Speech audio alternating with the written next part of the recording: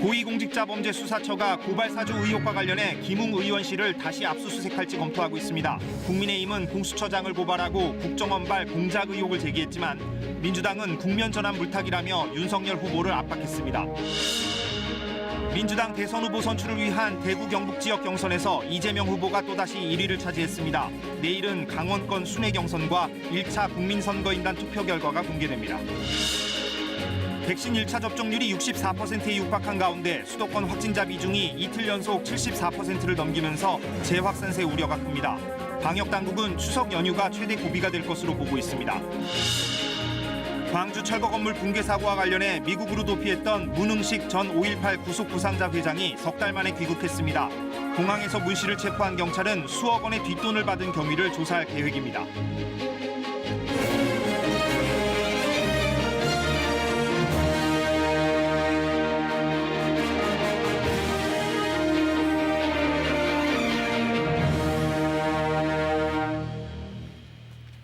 여러분 안녕하십니까? 9시 뉴스 시작하겠습니다. 검사가 야당에 여권 정치인들을 고발해 줄 것을 사주했다는 의혹에 대해서 공수처가 수사를 진행하고 있습니다. 어제 국민의힘 의원들 반발로 이번 의혹의 당사자 가운데 한 명인 김웅 의원의 국회 사무실을 압수수색하지 못했죠. 공수처 수사가 앞으로 어떻게 진행될지 짚어보겠습니다. 취재기자가 지금 공수처에 나가 있습니다. 자, 천유정 기자가 준비하고 있죠. 어제 김웅 의원실에 못 들어갔잖아요. 압수수색 영장은 받아놓은 상태니까 압수수색을 그럼 언제 다시 할 걸로 보입니까? 네, 공수처는 김 의원실에 대해 내일 압수수색을 다시 집행하는 방안을 유력하게 검토하고 있는 것으로 전해졌습니다. 국민의힘 의원 등이 거세게 항의하면서 어제 김 의원실 압수수색은 11시간가량 만에 무산됐는데요. 내일 압수수색을 다시 집행할지, 한다면 어떤 방식으로 자료를 확보할지 법리 검토를 하고 있습니다.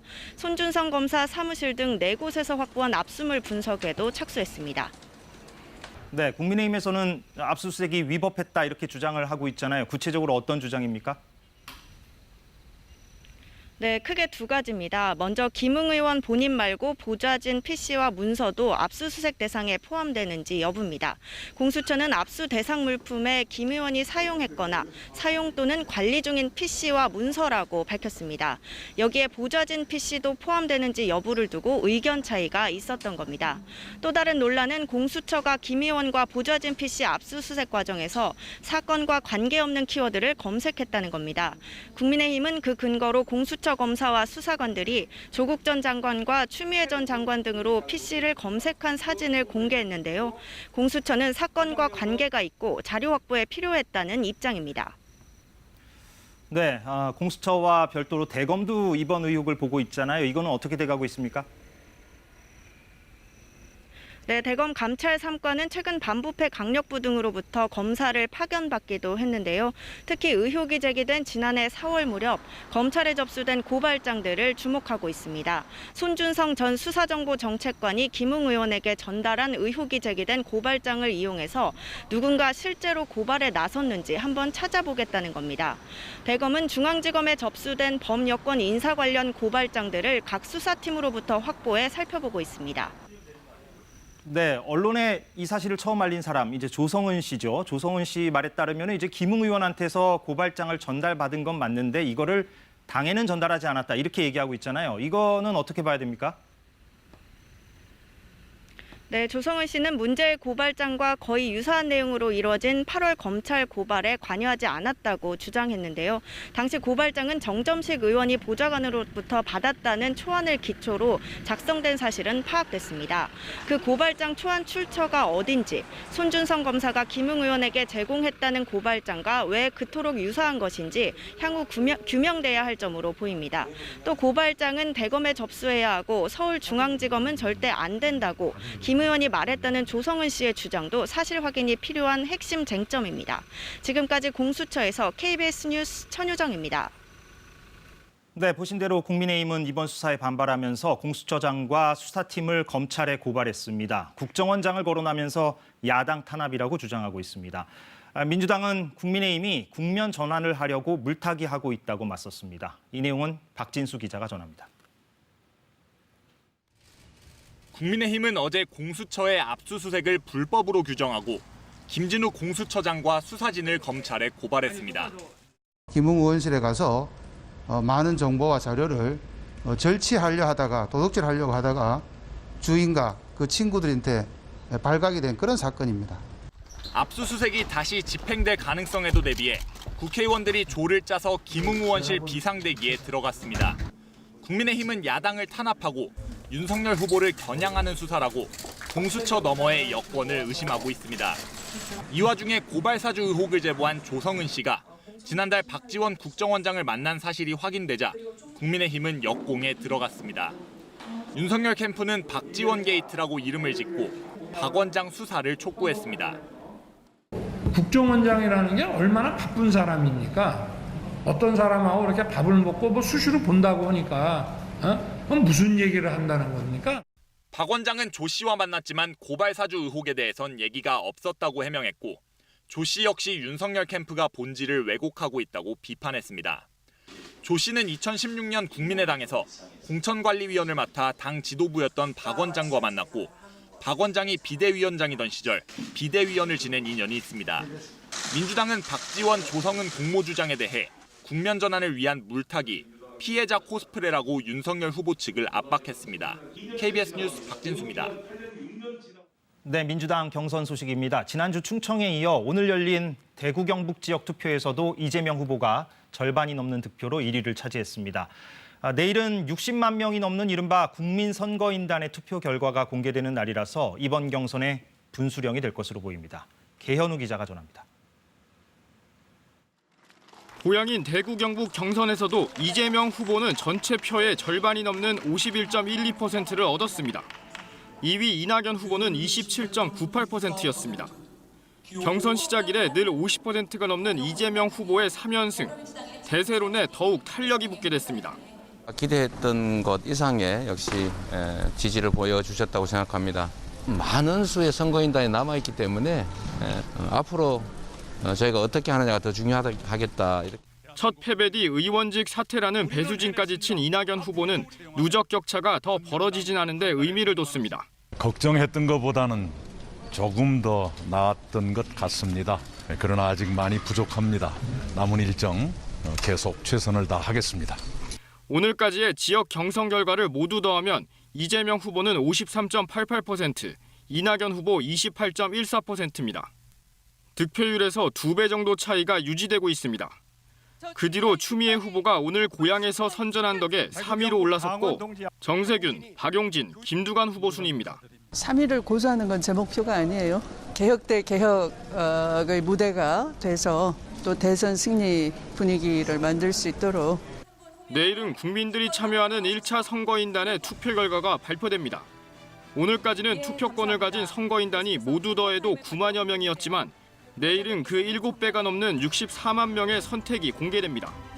이 결과에 따라 이재명 후보가 대세론을 완전히 굳힐지 아니면 이낙연 후보가 추격 발판을 마련할지 경선의 최대 분수령이 될 전망입니다.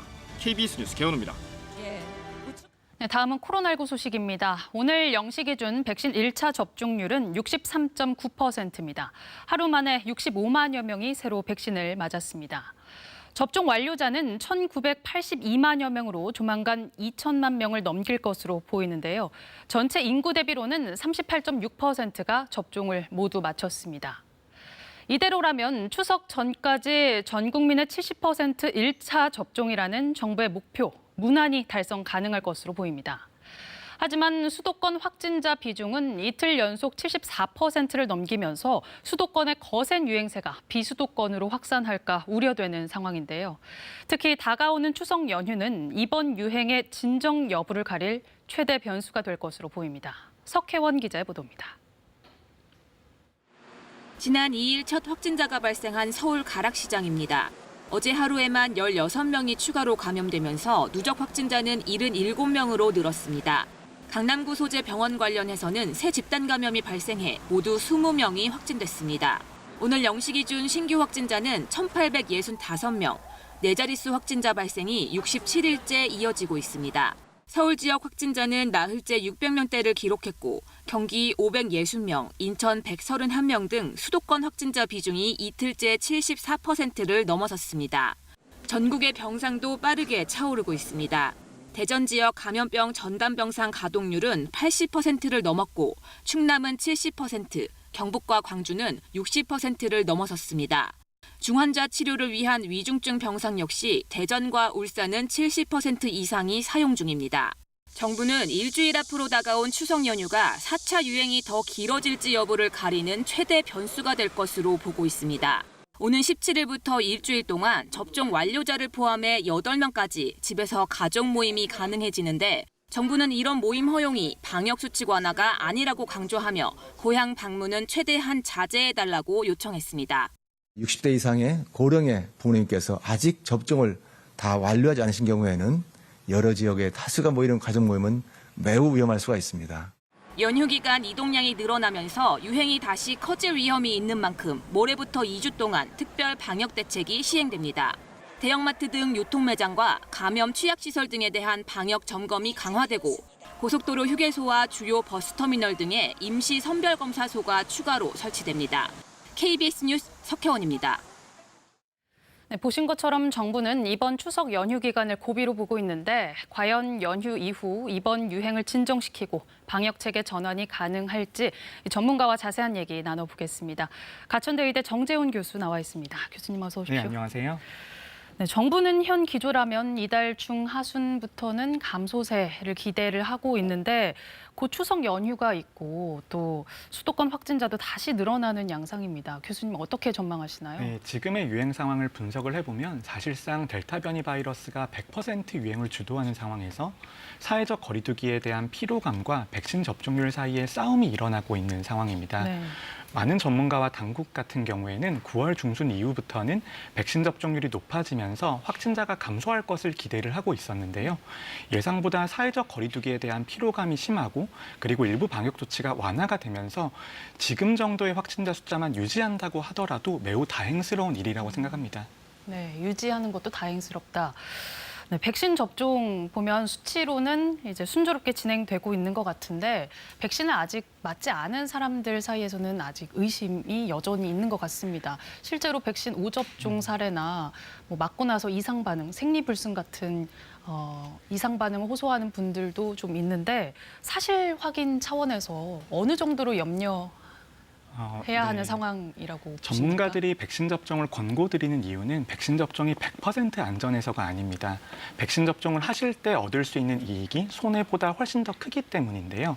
우리가 백신 접종을 얻을 수 있는 피해 같은 경우에는 우리나라뿐만이 아니고 전 세계에 있는 많은 전문가들이 확인을 거치고 있고요.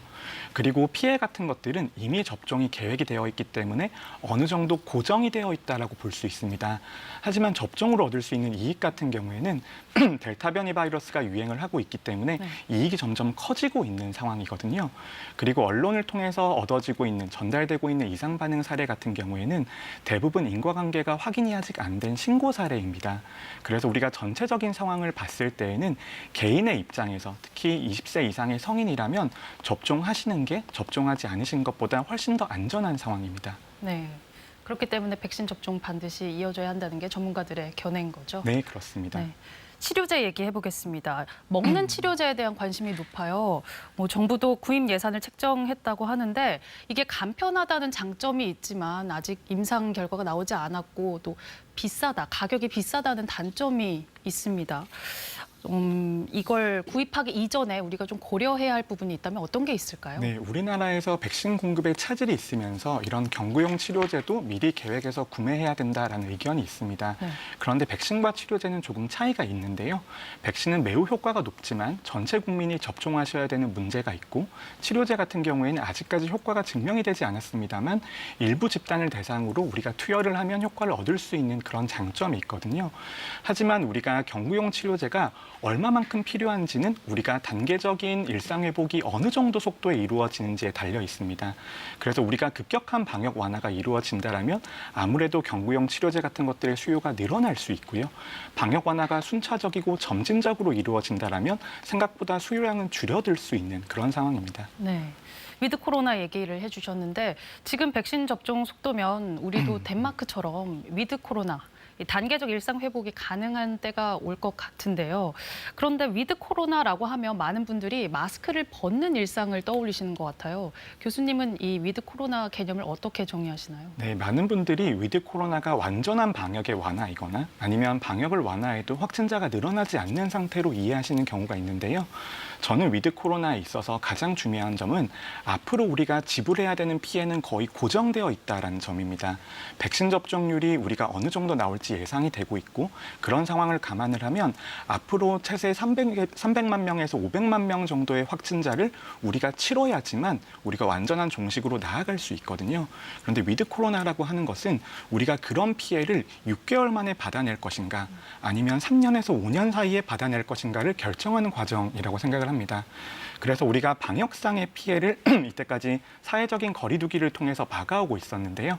사회적 거리두기를 통한 피해를 줄이면서 방역상의 피해로 전환하는 과정으로 저는 이해를 하고 있고요. 네. 그렇기 때문에 이런 방역 완화라는 것이 최대한 순차적이고 점진적으로 이루어져야지 우리가 의료체계가 붕괴하지 않는 그런 상황을 바라볼 수 있습니다. 네. 단계적으로 좀 조심스럽게 접근을 해야겠네요. 네, 최대한 점진적으로 가는 게 중요합니다. 네, 알겠습니다. 오늘 여기까지 듣겠습니다. 가천대 의대 정재훈 교수와 얘기 나눠봤습니다. 고맙습니다. 네, 감사합니다. 네, 지난 6월 광주에서 있었던 철거 건물 붕괴 사고와 관련돼 미국으로 도피했던 문흥식 전 5.18 구속 부상자 회장이 오늘 귀국해서 공항에서 체포됐습니다. 문 씨는 철거업체한테서 거액의 돈을 받은 혐의를 받고 있습니다. 김영창 기자가 보도합니다. 17명의 사상자를 낸 광주 학동 철거 건물 붕괴 사고. 진상규명의 핵심 인물 중 한 명인 문흥식 전 5.18 구속 부상자 회장이 석 달 만에 인천국제공항으로 귀국했습니다. 문 씨는 혹시 모를 코로나19 감염 확산에 대비해 방호복을 착용했습니다. 금품투판 혐의 인정하십니까? 이거 왜 가셨나요? 문 씨는 지난 6월 경찰 수사망이 좁혀오자 갑자기 미국으로 출국했습니다. 하지만 곧 비자 기간이 만료됨에 따라 귀국을 결심한 것으로 알려졌습니다. 광주경찰청은 공항에서 곧바로 문 씨를 체포해 광주로 압송하고 있습니다. 경찰은 문 씨를 상대로 철거업체에서 거액의 돈을 받고 공사 수지를 알선했는지 집중 조사할 계획입니다. 또 지난 2018년부터 학동 사구역 재개발 조합 고문을 맡아 각종 이권에 개입한 혐의도 확인할 방침입니다. 해외로 도피했던 문흥식 전 5.18 구속 부상자 회장이 귀국하면서 책임자 처벌을 위한 경찰 수사에도 속도가 붙을 것으로 보입니다. KBS 뉴스 김영창입니다. 안 그래도 요즘 주식시장에 대한 사람들의 관심이 높은데 대선을 앞두고 있다 보니 이른바 정치 테마주에 대한 투자가 유행처럼 많아졌습니다. 정치 테마주는 유력 정치인과 관련이 있다는 종목을 말하는데 실상을 들여다보면 근거가 빈약한 경우가 많습니다. 개인 투자자들의 피해가 우려됩니다. 최창봉 기자가 이 문제를 심층 취재했습니다. 올해 초 정치 테마주에 투자한 최정호 씨. 인생 역전을 위해 이른바 영끌로 4억 원을 모았지만 거액의 손실을 봤습니다. 1억 5천 가까이 손해를 봤던 것 같아요. 거의 한 달 보름 내내 떨어졌어요. 최 씨가 투자한 부동산 회사는 이른바 이재명 테마주로 거론되면서 상반기에만 주가가 11배로 올랐습니다. 회사 측은 황당하다고 말합니다. 테마주로 여기가 상반기에 가장 많이 올라가지고요. 같은 기간 주가가 10배로 오른 한 교육 서비스 기업은 모 회사 회장이 파평 윤 씨라는 이유로 윤석열 테마주 바람을 탔습니다. 최근 반복적으로 거론되는 대선 테마주 103개, 학교 동문이나 같은 고향, 문중 등 약한 연결고리로 묶인 게 대부분입니다. 한마디로 목이 뒷다리만큼도 안 되는 그런 가느다란 인연으로 엮어서 이렇게 하니까 이런 대선 테마주 열기를 타고 테마주를 다루는 유튜브 영상 수도 3년 전보다 10배 가까이 증가했습니다. 테마주가 수익을 확실히 보장하는 것처럼 설명한 영상이 54%, 추가 상담이나 가입을 유도하는 영상도 63%나 됐습니다. 한 유튜브 영상을 보고 연락처를 남겨봤습니다. 언론에 뜨기 전에 저희끼리 먼저 담아요. 그리고 한 달 뒤에 뉴스, 저는 유튜브에 저희가 분석한 공시가 터져질 거거든요. 저게 진짜 사실이라고 그러면은 저거는 미공개 정보 이용 행위에 해당됩니다. 지난 두 번의 대선에서 정치 테마주 게임의 패배자는 개인 투자자였습니다. 하지만 이 기회를 이용하는 사람들도 있습니다. 올해 들어서 그 정치 테마적 기업의 한 거의 절반 정도, 한 48.5%가 최대 주주 또는 임원의 그 주식 및 자사주 매각 그 이벤트가 발생했습니다. 주가가 오르면 개인 투자자들에게 고가의 주식을 떠넘기는 대주주들. 최정호 씨가 투자한 부동산 회사 회장도 2달간 50억 원어치 주식을 꾸준히 팔았습니다. 그리고 이게 경고가 여러 번 떴어요. 네. 그러면 투자하면 안 되는 건데.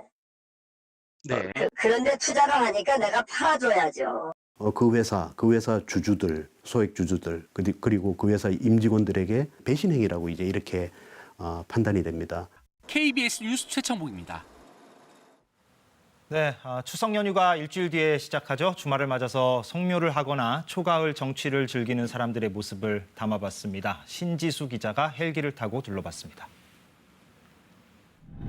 끝없이 펼쳐진 푸른 논에 가을이 내려앉았습니다. 수확이 시작된 지 2주째. 반듯반듯한 논 사이사이 나다를 다 걷어들여 빈 논도 눈에 띕니다. 논 한복판을 가로지르며 농기계 한 대가 부지런히 벼를 뱁니다. 수확철을 맞은 과수원에서 농민들은 사과를 따느라 바쁩니다. 알알이 맺힌 붉은 사과를 빠짐없이 바구니에 옮겨 담습니다. 갓 딴 사과들이 바구니마다 그득합니다. 선선한 강바람을 맞으며 가족 단위 나들이객들은 캠핑장을 찾았습니다. 잠자리채를 손에 든 아빠는 한가롭게 풀밭으로 가며 아이와 여유를 즐깁니다. 아직은 따가운 한낮 땡볕을 피해 나들이객들은 그늘을 찾습니다.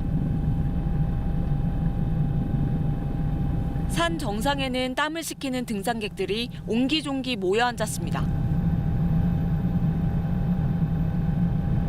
시원한 물 한 모금에 걱정도 사라질 듯합니다.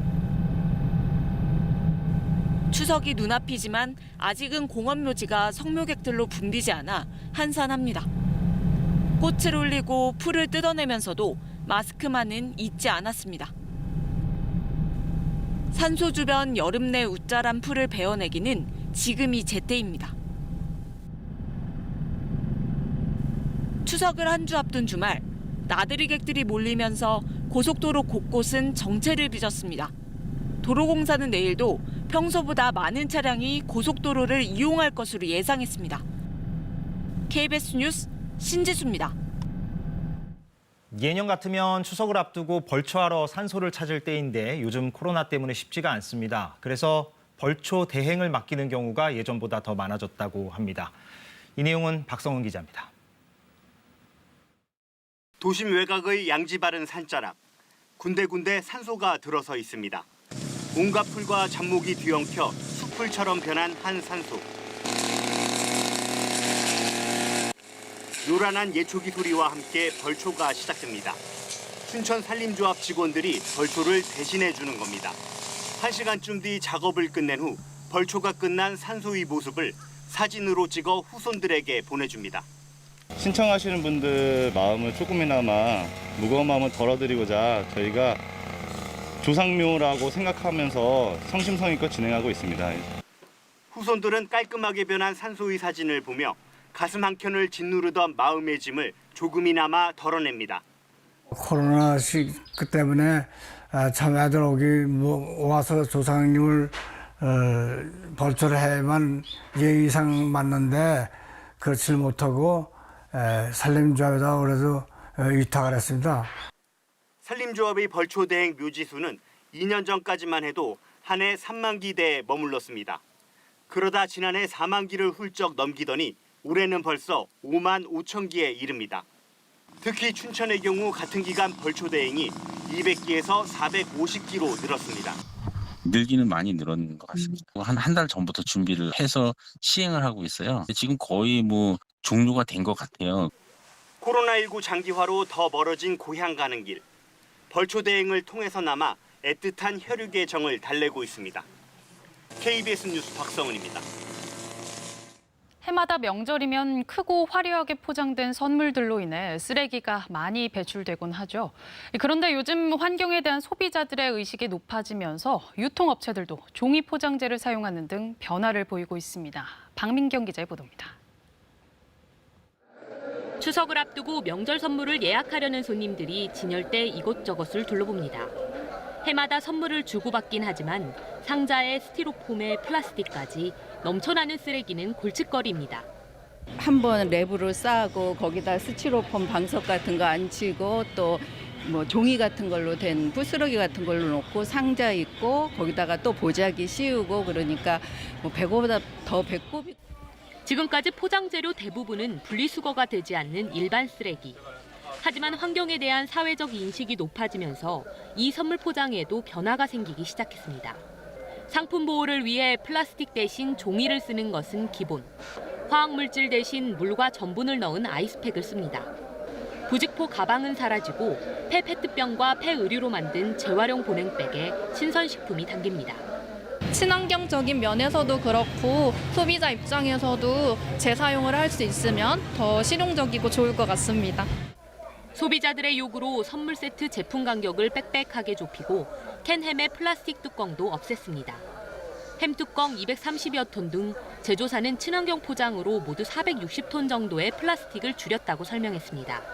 가치 소비 트렌드가 지속적으로 확대되면서 환경을 생각한 선물 세트를 찾는 소비자가 더욱 많아지는 추세입니다. 환경을 고려한 제품을 선호하는 소비자의 목소리에 맞춰서 유통업계는 명절 상품을 시작으로 다른 상품군까지 친환경 제품을 늘리기로 했습니다. KBS 뉴스 박민경입니다. 네, 지중해 하면 깨끗하고 푸른 바다를 떠올리실 텐데요. 그런데 이 지중해가 기후변화로 위협받고 있습니다. 바닷물 온도와 주변 지역 기온이 계속 상승하는 가운데 지난달엔 물고기 수만 마리가 떼죽음을 당하는 일까지 벌어졌습니다. 유원중 특파원이 취재했습니다. 스페인 최대의 바닷물 석호 마르메노르입니다. 인기 휴양지인 이곳에 지난 8월 물고기 수만 마리가 떼죽음을 당했습니다. 현지 잠수부의 안내로 들어간 물속. 죽은 물고기 천지입니다. 불과 1m 앞도 분간하기 힘들 정도로 탁해진 물. 죽은 해초가 썩어 바닥은 뻘밭처럼 변했습니다. 물고기 폐사의 원인은 산소 부족. 주변 농지에서 흘러들어온 비료가 부영양화를 일으켰고 수온이 올라가자 석호는 녹조로 뒤덮였습니다. 석호 바깥쪽 바다는 어떨까? 한눈에 봐도 석호 안과 밖의 생태계가 하늘과 땅 차이인 걸 확인할 수 있습니다. More clear water, different tone. It was blue, plenty of things to see. I think it's dying, 100%. It's dying. 아름답기로 손꼽히는 지중해 휴양지 마요르카와 이비사섬. 이곳도 기후변화로 빨간불이 켜졌습니다. 이곳 이비사섬 앞바다는 기후변화의 해결사로 불리는 포시도니아가 군락을 이루는 곳인데 20년 전 유네스코 세계 자연유산에 선정된 곳이기도 합니다. 포시도니아는 아마존 숲보다 15배나 높은 탄소 포집 능력이 확인돼 지중해를 깨끗하게 유지하고 있습니다. 하지만 바닷물 온도가 29도를 넘는 날이 늘어나면서 포시도니아 군락이 조금씩 파괴되고 있습니다. 마르메노르 지역의 주민들이 석호를 살려달라며 수십 킬로미터 길이의 인간 사슬을 만들었습니다. 이들은 지금 이곳에서 벌어지는 일이 훗날 지중해 전체에서 일어날 수 있다고 경고하고 있습니다. 스페인 마르메노르에서 KBS 뉴스 유원중입니다. 우리 토종 물고기를 먹어치우는 외래 어종 베스는 대표적인 생태계 교란 어종인데요. 이 때문에 해마다 각 시군에선 막대한 예산을 들여 이 베스를 폐기 처분하고 있습니다. 그런데 강원도에서 열린 한 낚시 대회에서 기껏 잡은 베스를 하천에 도로 풀어준 것으로 KBS 취재 결과 드러났습니다. 조희연 기자의 보도입니다.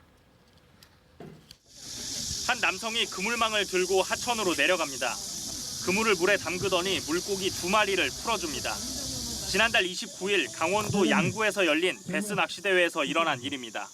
베스 낚시를 하고서 베스 잡을 물고기를 갖다가 방류하면 안 되는데 이것을 제가 목격을 하게 된 거고.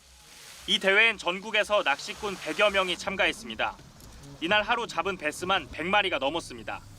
베스는 토종 물고기를 닥치는 대로 먹어치우는 생태계 교란 어종. 그런데 사후 처리 기록이 없습니다. 흙냄새가 나서 매운탕 등에 거의 쓰이지 않기 때문에 대부분 다시 방류된 것으로 추정됩니다. 그 사람들한테 이거 뭐 왜 놔주세요 말할 이유도 없는 거예요. 규정집의 의사에 의해서 알아서 하게 돼 있기 때문에. 양구군은 이 행사에 2천만 원의 보조금을 지급하고도 베스의 사후 처리에 대해선 모른다는 입장입니다. 보조금을 낚시협회로 지출하였고 경기 운영이나 전반적인 진행 사항은 저희 농업정책과와 낚시협회에서 운영하였습니다. 기껏 잡은 생태계 교란 어종을 어떻게 처리해야 할지에 대해 대회 주최 측도 자치단체도 무관심했습니다.